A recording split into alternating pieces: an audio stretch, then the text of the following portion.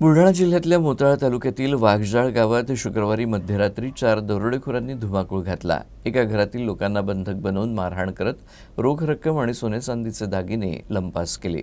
तुर्तास पोलीस दरोडेखोरांचा शोध घेत आहेत। मोताळा तालुक्यातील वाघजाळ फाट्यापासून अर्धा किलोमीटर अंतरावर असलेल्या गावात 15 डिसेंबरच्या रात्री 1 ते 1:30 वाजेच्या सुमारास 4 दरोडेखोरांनी आजूबाजूच्या परिसरातील दरवाजांच्या कडी कोंटा लावून सागर शिंबरे यांच्या घरात प्रवेश केला। इथं सागर शिंबरे, त्यांची पत्नी, मुलगा यांना स्प्रिंकलरच्या नळ्यांनी बांधून त्यांना लोखंडी रॉडनं बेदम मारहाण करण्यात आली।